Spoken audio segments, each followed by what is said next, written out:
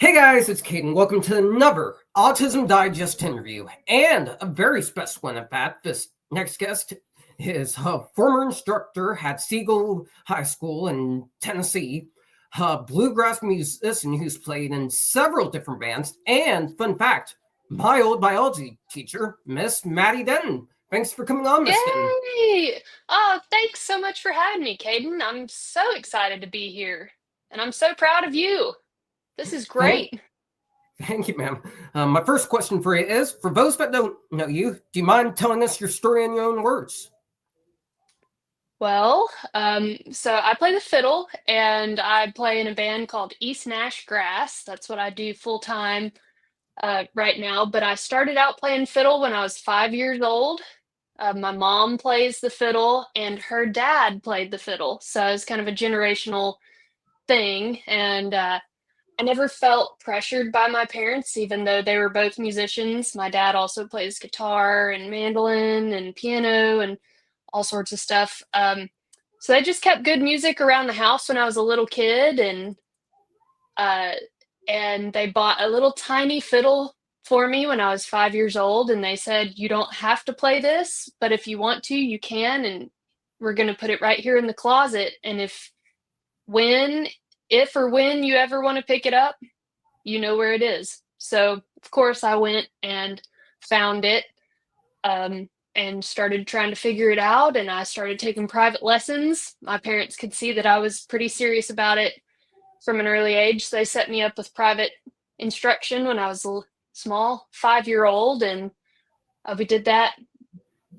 for many years. And I started competing in fiddle contests. But I also played golf. And as I grew up, uh, got a golf scholarship to play at Middle Tennessee State University, and I've still got some flags back there. And so I went to college, got a biology degree, and then became a high school teacher where our paths crossed, Caden. And then then I did that for 5 years, and I decided that I wanted to play music full time and go on the road. So that's what I did, and here we are. Amen to that. That's definitely an amazing story. My next question for you is, as an instructor, you've interacted with a lot of different students, some neurodivergent, having autism, ADHD, that kind of thing. You retired in 2022. From your perspective, how do you think the current education system can improve in the sense of special education and then providing adequate resources for neurodivergent students? Well, so you went to school at Siegel High School, and that's where I taught. And Siegel is actually where I went to school. I came through all of the Siegel Elementary, Siegel Middle, and Siegel High School. And I just think Siegel is a wonderful place.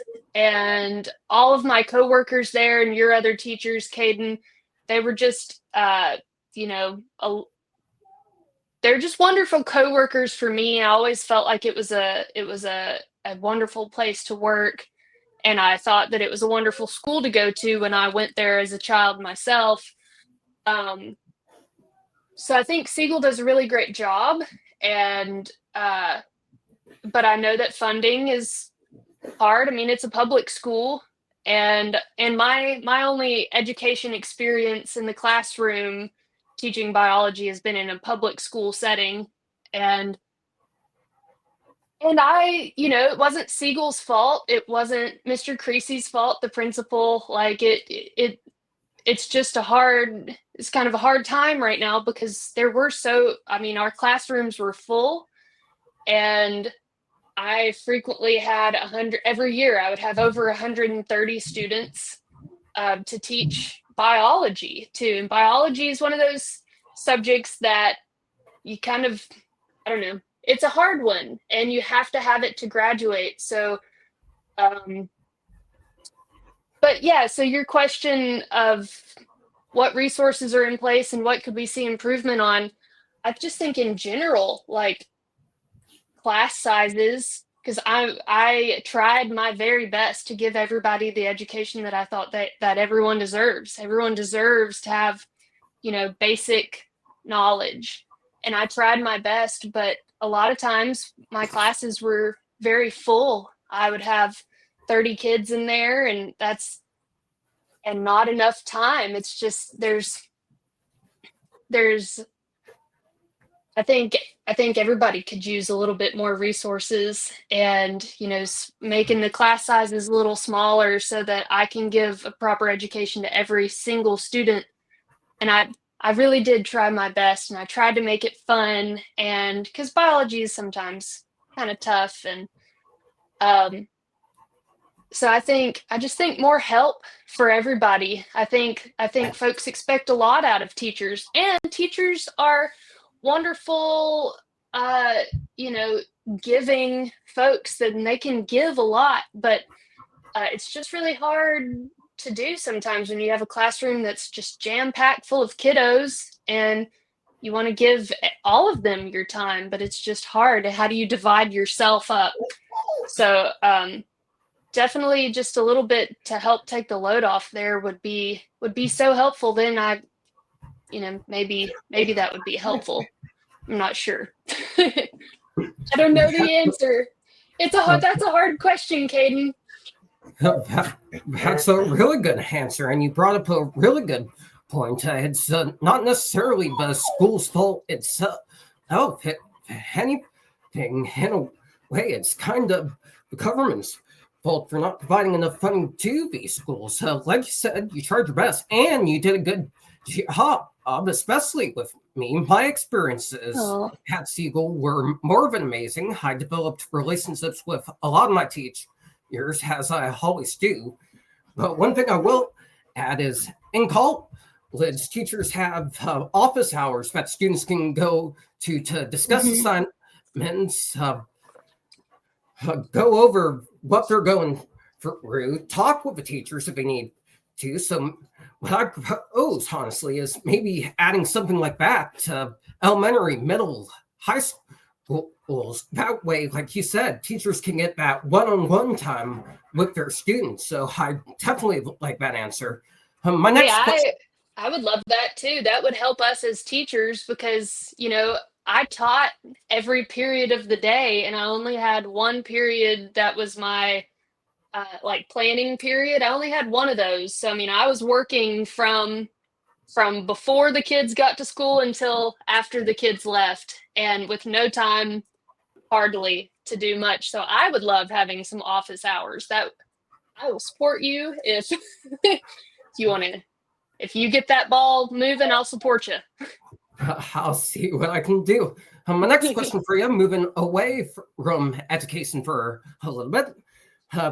You're a musician, and I've been reviewed a lot of neurodivergent musicians on here. How do you think neurodiversity in the music industry helps shape certain genres? I think it plays a huge part in just artistry, not even necessarily just in music, but in visual art, in digital art, in just all sorts of these areas where creativity is important. I think neurodivergent folks have a lot of creativity that they bring, and I think that they're very smart and very astute and bring a lot of variance. And I think that neurodiversity,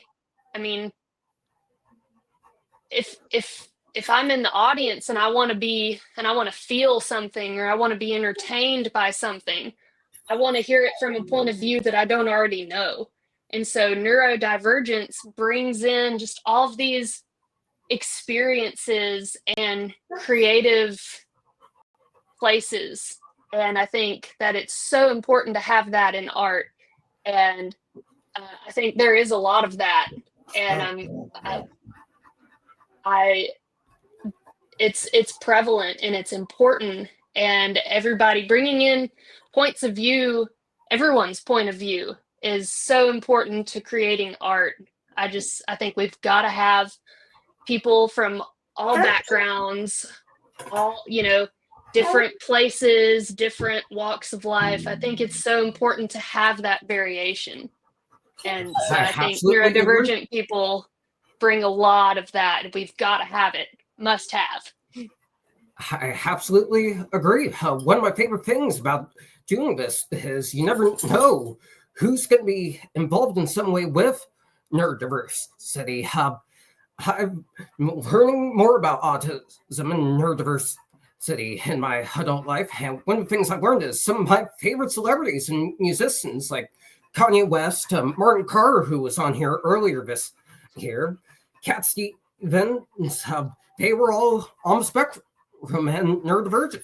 And you could tell that through their art. So I definitely like that answer and agree that neurodiversity in the music industry is definitely a must, or any form of art for that matter. My next question for you is going back to education for a little bit. I was in the classroom with you. Do you have a favorite memory of me that you want to share specifically? That's a great question. You provided me with a lot of memories, but one thing that stands out to me about working with you is that you were so interested in of course, biology. You were a great student, and I enjoyed having you in class.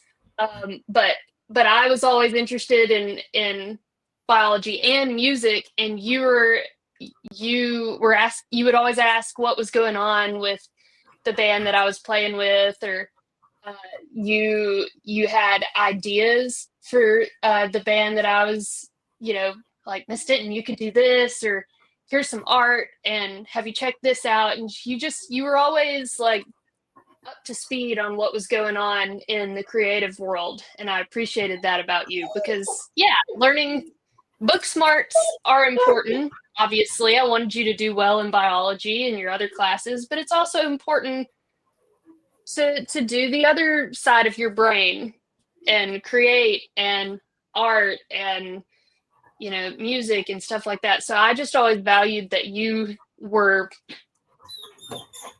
interested in both sides of learning. I appreciate that, and I still am up to date with things going on in the creative world. So I definitely appreciate that, and that's honestly one of my favorite memories as well. The last question for you is, what does the future hold for you? I know you said your band has an album coming out soon. Yeah, so the band that I play with is called East Nash Grass again. We are releasing our third album on August 22nd, and it's called All God's Children. And we're just super excited about it because it brings in some of these elements that you and I were just talking about of different walks of life and of experiences and creativity. And a lot of the songs that are on it are songs that people in the band wrote, so they've never been heard before.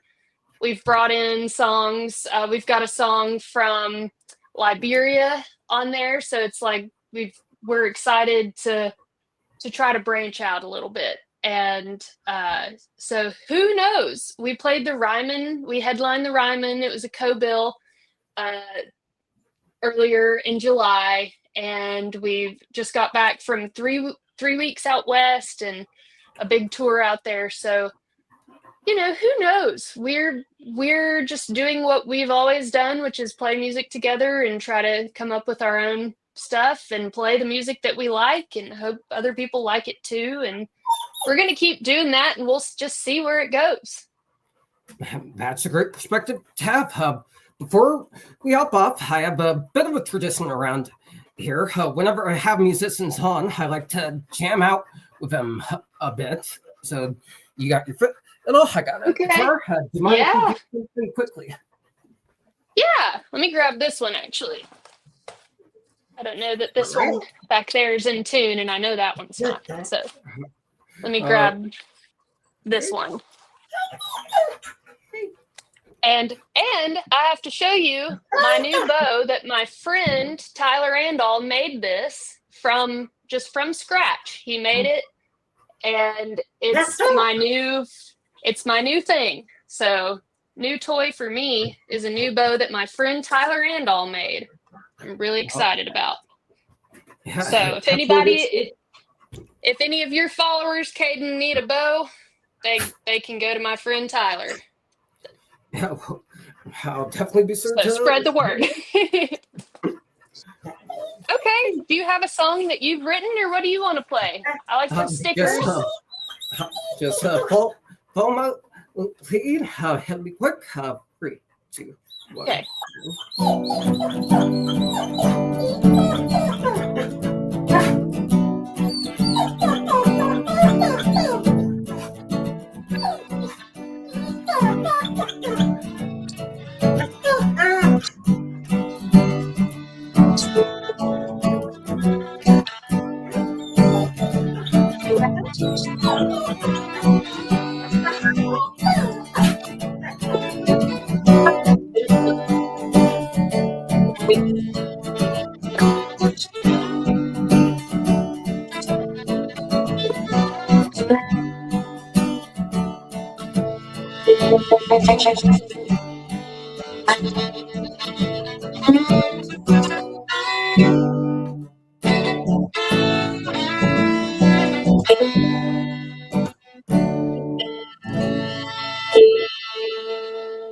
That was great. Anyways, that's going to do it for this one of you guys. Thank you so much to Miss Denton for coming on, sharing her story and her perspectives.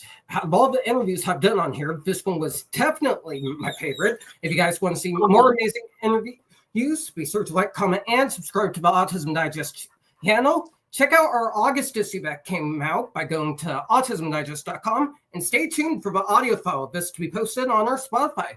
Thank you guys so much for watching, and we'll see you in the next one.